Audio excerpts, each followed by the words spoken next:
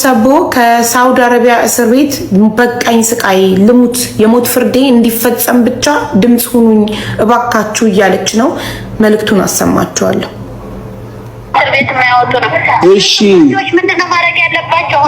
ሌላ ባለፈው 7 ዓመት ልጅ ገደለች የተባለችው ነገርን እሺ ብር ተቀብሏል።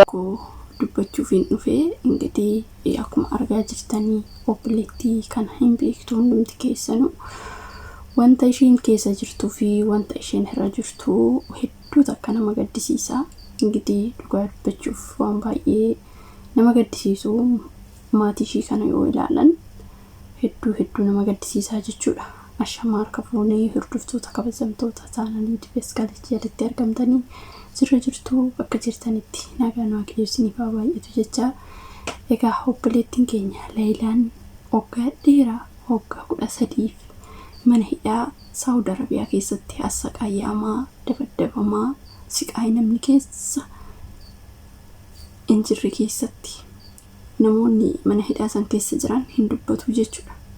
Egaa obboleettiin tuni dhugaa dubbachuuf nama sajjeestu namsi gadaayis taatu beektanii duuti iriftiidha. Yeroo takkatti yoo duute iriftiidha. Garuu jireenyan hotuma jirtu osoo lubbuun keessa jirtu gaafa addunyaa tanarratti assaqayyamtu hedduu takka nama gaddisiisa. Egaa dhaamsa isheen dhaammatti keessa waan baay'ee takka na gaddisiise yookiin na boochisee maalidha?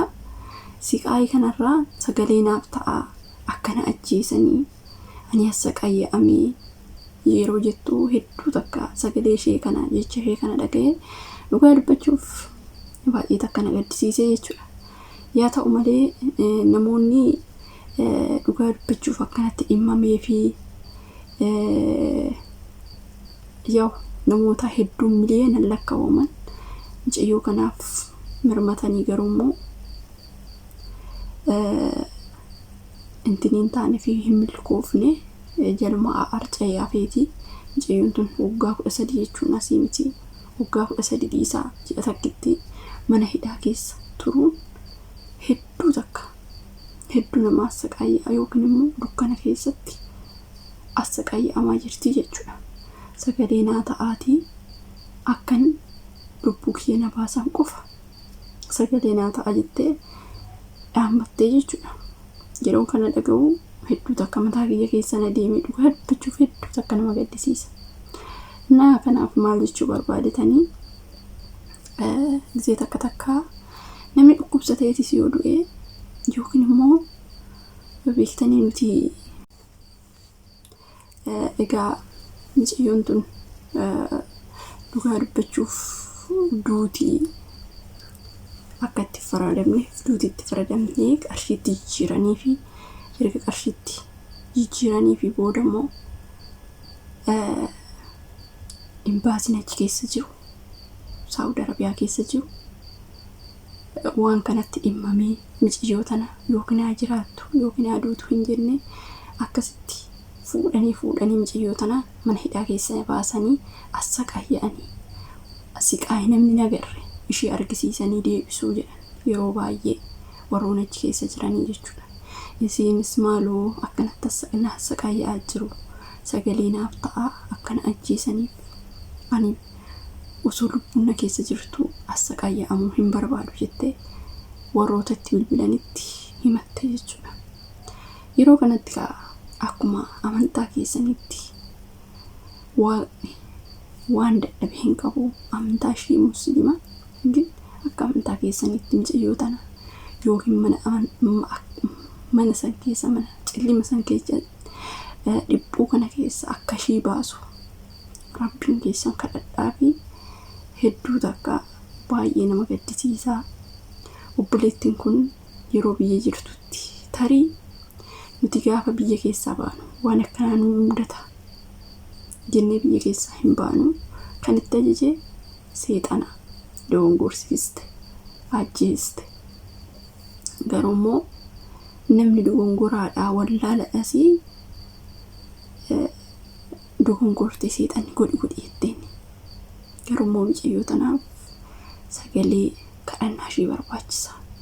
Dhugaa dubbachuuf namoonni tokko afaan maaliyyuu cubbuu dubbachuun gaarii miti beektanii boru waan taatu hin beektu maal gochi ajjeeste daa'ima nama maal tajjeesti ishiin gizeessan seexanatti beektee yeroo tokko manfasiin kun si dukunkursiisa malee beekanii namni beekatiidhaaf waan kana irraa hawwatu jechuudha. Kanaafuu dhugaa dubbachuuf waan hin taane hin haasa'inaa. Yoo isin hin danda'ame kadhannaa keessanii yaadadhaa. Yoo isin hin dadhabame immoo dhiisaa bira darbaa. Ani kanuma bichaan jechuu barbaada. Ingidihi micayyoo tana dhugaa dubbachuuf waaqayyo ishee wajjin haa ta'u, cinqii kana keessaa ishee haa baasu. Maatii ishee akkasitti mimmaan dhangalaasee bu'aa jiran isaanillee haa gammachiisu. Dhugaa dubbachuuf waan hedduu takka garaa nama nyaatudha. Waan akkanaa kana nama እና ከናፊ micayyoon dhugaa dubbachuuf waan hedduu takka garaa nama nyaatudha. So hin beektu akkuma amantaa keessanitti kadhannaa godhaaf isiniin jedha obboloota kooyi. Dhugaa hedduu takka garaa na nyaattee layilaani. Akka ayyaamni ishii kun dhugaa dubbachuuf ani yeroo takka yeroon ilaalu bakka sagalee ishii san dhaga'ee bakka ergan sagalee san dhaga'ee keessi kiyya fayyaan hin qabu. Dhugaa dubbachuuf hedduu takka na dhukkube sagalee ishii sunii jechuudha. Kanaaf akkuma amantaa keessanitti waaqa kadhadhaa fi deebi'ee immoo akka rabbiin achiis ishii baatusu yookiin immoo furmaata tokko godhuuf gara tokkotti gortu rabbi ishiidhaaf yaa godhuu ishiidhaaf yaa mirmatu. Dhugaa dubbachuuf hedduu ulfaataa jechuudha haalli ishiin keessa jirtu. So kanaaf obboloota koo akka amantaa keessanitti kadhannaa godhaa fi akka isheen yookiin mana hidhaa san keessaa baatu yookiin immoo waan tokkotti gortu kadhannaa godhaaf isiniin jedhaa sumarraanii. Sagalee ishii san dhaga'een bakka hedduu takka dhugaa dubbachuuf nama dhukkuba. Obboleettiin kun yaa jaalattee osoo hin ta'in bakka beektanii yeroo takka waan haramuuni tun nama gootu yoo ilaalan bakka yookiin ofii kiyyaadu yookiin injira ijoolleen akkanaa ni jiru ishee bichaa miti. Garuu immoo dhugaa dubbachuuf yeroo sanitti yookiin ajjeefamtee yookiin gara tokkotti gortee gaarii ture. Yookiin maatii ishiitiif galtee gaarii ture. Waggaa kana hunda tarii adabbiin ishee waggaa 10 waggaa namni waggaa kana hunda hidhamee ani beeku. Garuu waan ishii kun adda ta'e seerri achi yaa'u nama hin dhiisu.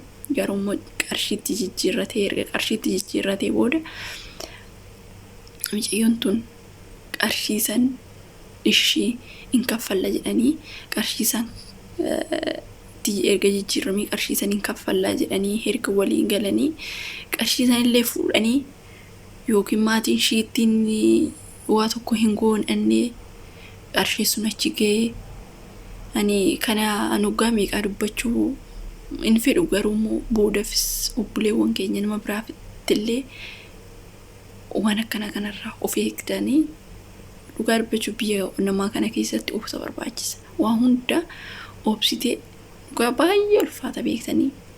Kanaafuu Rabbi waan akkanaa kana nu agarsiisanii ani arguus dhaga'uus hin fedhu. Waan akkanaa kana dhugaa dubbachuuf waaqayyo nu haa eegu, nu haa tiksu, nagaan baasee nagaan maatii keenyatti nu haa galchu. Rabbi waan akkanaa kana nu dhageechisiisanii. So baay'ee ulfaatadha yaa obboloota koo. Baay'ee nama hin jedhamne dhugaa dubbachuuf hedduu takka nama. Innaa akkasiniin jedhaa. So firdiin isheetti kennamee yookiin immoo firdiin akka duuti akkanatti murtaa'uuf sagalee naa ta'aa. Waaqa keessan naaf kadhadhaa, amantaa keessaniin naa kadhadhaa. Ani dadhabee yeroo jettee sagalee ishii san dhageessanii ani dhugaa dubbachuuf sagalee ishii san irra deebi'ee dhaga'uu hin barbaadu. Kan itti bilbile mubaarak jedhanii oo dhageessan ijoolleen dhageessan jechuudha. Sagalee ishii daqiiquma xiqqoon dhaggeeffadhe sanitti garaa koon na muree dhugaa dubbachuuf sagalee ishiin sun ija fuulduraa na baduu dide baqa yeroo baay'een irra deddeebi'ee waan ishii ilaale hedduu takka na gaddisiisti. Armee ishii maatiin ishii dadhabanii waggaa tokko guutuu boo'anii nu galti jedhanii eeganii si'aanii eeganii erga kaffallee misheen micayyoodhaa micayyootti hin gorre qarshiidhaa qarshii uummanni akkasitti baase mirmatee fi hin arganne. Naa kanaafuu akka amantaa keessanitti kadhannaa godhaaf isiniin jedha. Rabbiin mana dukkana san keessaa ishee baasu furmaata tokko yaalaatuu fi na wantiin jedhu kana bichaadha. Isinis akka dandeessanitti garuu hanga dandeessanitti kadhannaa keessaniin yaadadhaa isiniin jedha. Turtii gaarii qabaadhaa. Nagaan naa turaa. Baay'ee.